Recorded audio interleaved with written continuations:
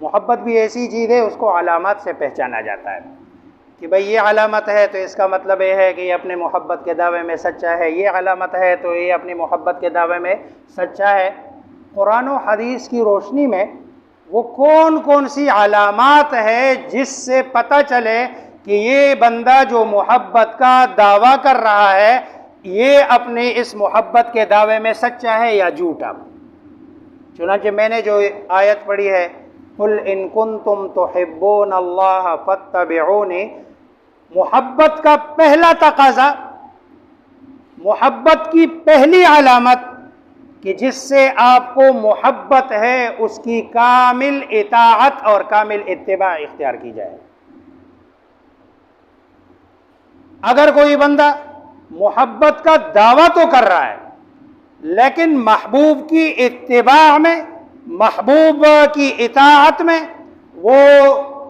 سستی کر رہا ہے، کمی کر رہا ہے، کوتاہی کر رہا ہے، یا بالکل محبوب کی اتباع کو سرے سے کسی کاتے میں لاتا نہیں ہے، تو یہ بندہ اپنی اس محبت کے اس دعوے میں جھوٹا ہے، کیونکہ محبوب سے محبت کی پہلی نشانی یہ ہے کہ بندہ اس کی کامل اطاعت کرے گا۔ جس سے آپ کو محبت ہو، پیار ہو، جو وہ کہے، دیکھو اس کو ایکسپلین کرنے کے لیے دنیا کی جو محبتیں ہیں، جس سے محبت ہو جائے وہ کہتے ہیں یہ چیز لا کے دے دے، آپ لا کے دیتے ہیں، یہ چیز لا کے دے دے، میں نے ادھر جانا ہے، میں نے ادھر جانا ہے، یعنی جو اس کے منہ سے بات نکلے،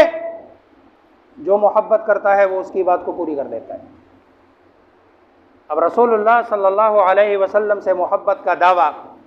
سارے مسلمان کرتے ہیں اور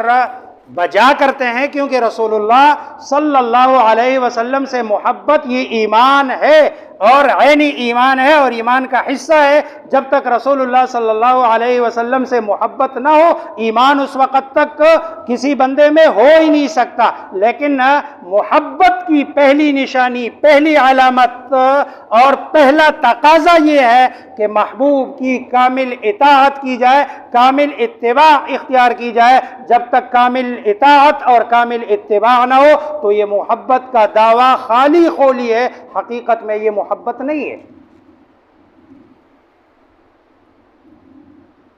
دوسرا تقاضا محبت کا،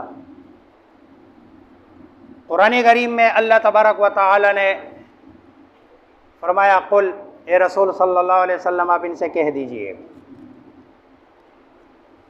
اللہ کے بعد سب سے زیادہ محبت کے لائق وہ سرکار دو عالم محمد مصطفیٰ صلی اللہ علیہ وسلم، اور آپ کے لائے ہوئے دین، اور آپ جس دین کو لے کر آئے، دوسرا تقاضا یہ ہے کہ اس دین کو دنیا میں عام کرنے کے لیے جد و جہد کرنا۔ یہ میں نہیں کہہ رہا ہوں، قرآن کہہ رہا ہے۔ اللہ تبارک و تعالی فرماتے ہیں قل، اے رسول صلی اللہ علیہ وسلم آپ ان سے کہہ دیجئے ان کان آباؤکم و ابناؤکم و اخوانکم و ازواجکم و عشیرتکم و اموال اقترفتموها و تجارت تخشون کسادها و مساکن ترضونها احب الیکم من اللہ و رسولہ و جہاد فی سبیلہ۔ بتا دے آپ ان کو ان کان آباؤکم، اگر تمہارا باپ رسول اللہ صلی اللہ علیہ وسلم اور اللہ کے مقابلے میں آ جائے اور آپ کو اپنا باپ رسول اللہ صلی اللہ علیہ وسلم سے زیادہ محبوب ہو تو فتربصوا، پھر انتظار کرو حتی یأتی امر اللہ، یہاں تک کہ اللہ کا فیصلہ آ جائے، حکم آ جائے، اللہ کا عذاب آ جائے۔ باپ و ابناؤکم، بیٹے، دیکھو صحابہ کرام رضوان اللہ تعالی علیہم اجمعین نے باپ، بیٹا، بھائی، اولاد، خاندان، بیویاں، سب کچھ رسول اللہ صلی اللہ علیہ وسلم کی محبت میں قربان کر دیا۔ چنانچہ حضرت ابوبکر کے بارے میں آتا ہے رضی اللہ تعالی عنہ، یہ ایک دن اپنے بیٹے کے ساتھ کھانے پہ بیٹھے ہوئے ہیں، دسترخوان سجا ہوا ہے، کھانا کھا رہے ہیں۔ کھانا کھاتے ہوئے بیٹے نے کہا کہ ابا جان آپ کو پتہ ہے بدر کے موقع پہ کیا ہوا؟ انہوں نے کہا نہیں مجھے تو نہیں پتہ۔ انہوں نے کہا کہ بدر کے موقع پہ آپ 3-4 مرتبہ میرے تلوار کے نیچے آئے، کیونکہ بدر کے موقع پر ابو بکر صدیق رضی اللہ تعالی عنہ مسلمانوں کے لشکر میں ہے، ان کا بیٹا کفار کے لشکر میں ہے، بعد میں جب مسلمان ہوتا ہے اپنے والد کو یہ واقعہ سناتا ہے، آپ میری تلوار کے نیچے آئے، لیکن پھر جو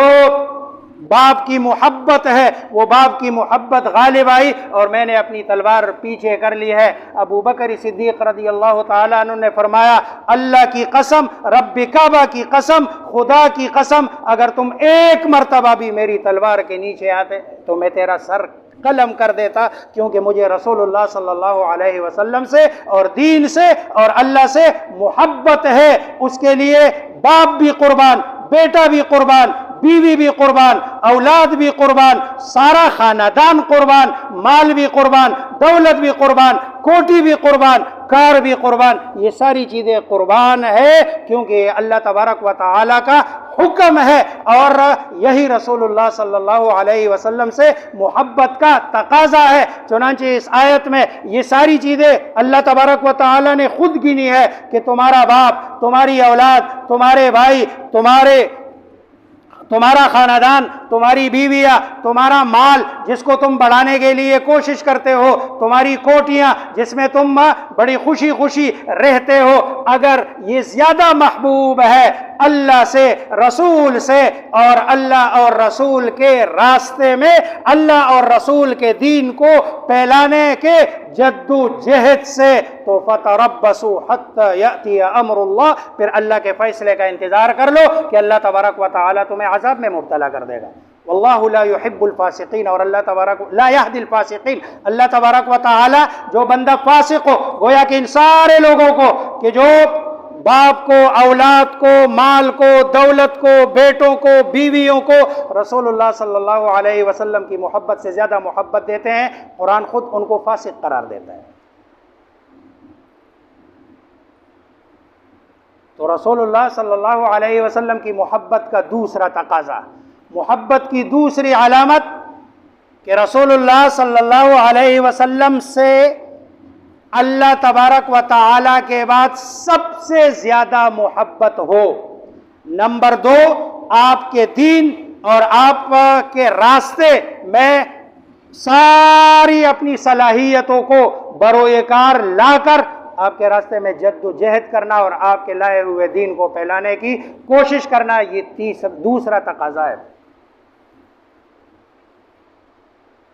تیسرا تقاضا رسول اللہ صلی اللہ علیہ وسلم کے جو چھوڑی ہوئی، ترک کی ہوئی سنتیں ہیں، ان سنتوں کو دوبارہ زندہ کرنا، یہ تیسرا تقاضا ہے۔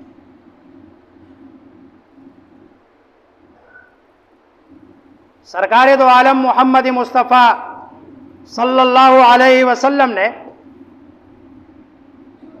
حضرت انس رضی اللہ تعالی عنہ سے ایک دن فرمایا، بیٹے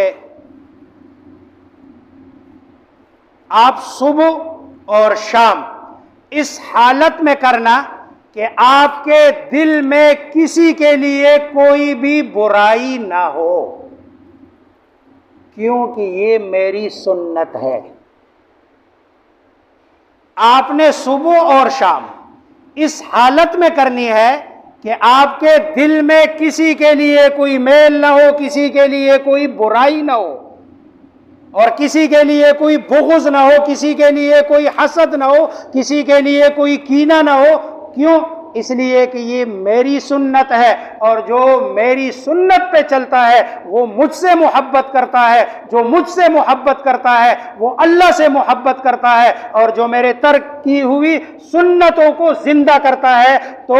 جنت میں وہ میری معیت میں ہوگا، میرے ساتھ ہوگا۔